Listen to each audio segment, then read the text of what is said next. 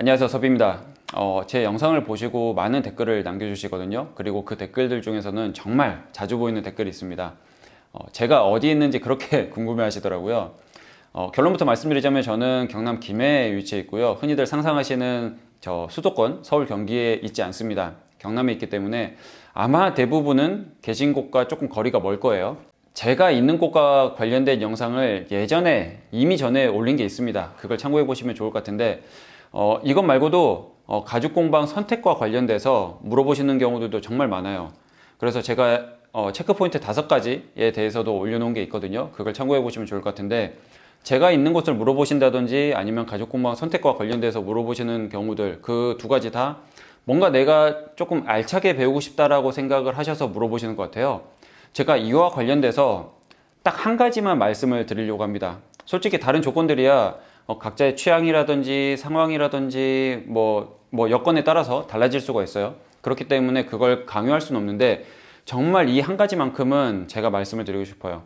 이 한 가지만큼은 꼭 생각을 해보시면 좋겠다라고 생각을 합니다. 이유를 명확하게 이야기해주는 사람한테 배우는 게 좋습니다. 그 이유, 예를 들어서 내가 이 도구를 쓴다든지 이 소재를 쓴다든지 이렇게 만든다든지 그 이유가 명확히 있는 사람한테 배우셔야 됩니다.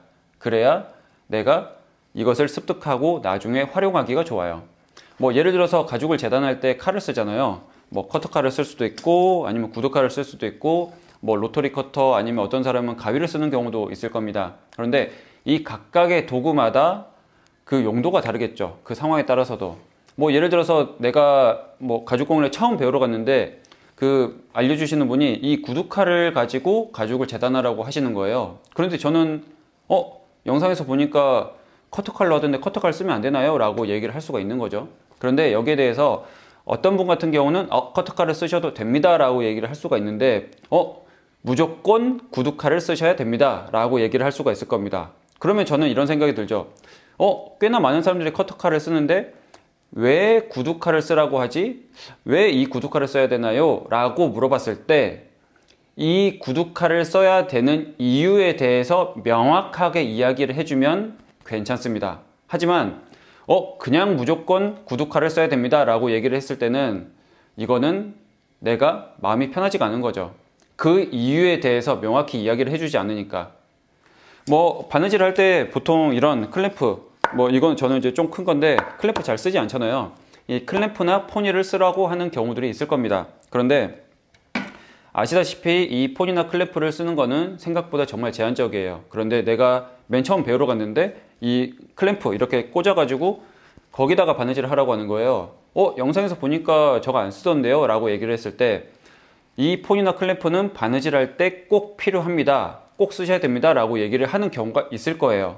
그런데 이게 아니라 처음에 바느질이 서툴고 익숙하지 않을 때는 이 포니나 클램프를 쓰시는 게 조금 더 좋고, 익숙해지고 나면 포니나 클램프를 쓰지 않아도 됩니다 라고 명확하게 이야기를 해준다고 하면 저도 그걸 납득을 할 수가 있겠죠. 그리고 처음에는 이렇게 하다가 익숙해지면은 쓰지 않을 수도 있고 필요할 때는 쓸 수도 있고, 내가 취사 선택을 할 수가 있는 거잖아요. 내가 만드는 것에 따라서. 이렇기 때문에 그 이유에 대해서 명확하게 이야기해주는 사람한테 배우는 게 무조건 좋습니다. 네, 이게 당연히 더 좋은 거예요. 저희가 보통 공부할 때 이러잖아요. 내 자녀가 수능을 보기 위해서 막 공부를 하고 있어요. 그런데 어느 학원에 보냈는데 그 학원에서는 수학을 그냥 외우라고 하는 거예요. 그냥 외우래요. 이 유형은 그냥 이렇게 외우고 이 유형은 이렇게 그냥 외우래요. 숫자만 바꿔치기 해가지고 그렇게 풀면 된다라고 하는 거예요. 그런데 만약 그렇게 하는 경우에 조금이라도 틀어지게 되면은 그 외운 것과 다르기 때문에 내가 풀 수가 없거든요. 그 원리, 그리고 이게 어떻게 돌아가는지를 알아야 응용 버전이 나오고 바뀌더라도 내가 적응을 해서 풀 수가 있는데, 그게 왜 이렇게 나오는지를 모르고 단순히 암기만 한다라고 하면은 그거는 내가 변형 버전을 전혀 다룰 수가 없습니다. 그냥 그것만 할 수가 있는 거예요. 가죽공예도 마찬가지입니다. 당연히 내가 암기를 하는 부분도 있을 거예요. 아까 얘기했던 것처럼 단순히 그냥 이렇게 해라. 그런데 그게 아닌 경우에는 그러면 나는 활용할 수가 없는 거예요. 그러기 위해서는 그 이유에 대해서 알고 있어야 됩니다. 내가 이것을 선택하는 그 이유에 대해서 알고 있어야, 내가 이 경우에는 이렇게 할 수가 있고 이 경우에는 그러지 않아도 되는구나 라고 배울 수가 있는 거죠. 그래서 그 이유에 대해서 명확하게 이야기해 주는 사람한테 배우는 게 좋습니다. 그 원리라든지 이유, 그런 것들에 대해서 내가 알고 있다라고 하면은 내가 배우고 나서 이것을 활용할 수 있는 여지가 생기는 거예요. 단순히 암기만 한다라고 하면은 그냥 가죽을 재단할 때 이 칼만 써야 된다라고 단순히 암기만 하는 경우에는 내가 다른 것을 할 때 쉽지 않은 겁니다. 뭔가 활용하기가 정말 어려운 거예요.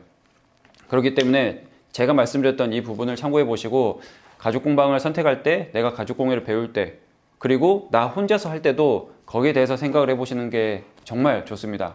그러면 이거 하나뿐만이 아니라 여기서 내가 고민한 것들을 다른 방식으로 풀어나가시기가 정말 좋을 거예요. 내가 단순히 카드 지갑을 만들었어도 그것을 활용해서 반지갑이나 전혀 색다른 구성을 만들 수도 있을 거고요. 가방을 만들더라도 그 원리, 그것을 따와서 여기다가 변형해서 적용시켜서 조금 다른 스타일을 만들 수가 있을 거고, 뭐 보강 붙이는 거나 그런 것도 전부 다 마찬가지입니다. 이 원리에 대해서, 그 이유에 대해서 알고 있으시는 게 정말 좋습니다. 네, 그래서 조금 다소 추상적인 이야기일 거예요. 하지만 제가 꼭 강조하고 싶었던 부분이라서 이렇게 말씀을 드렸고요. 다음에는 다른 영상으로 찾아오겠습니다. 감사합니다.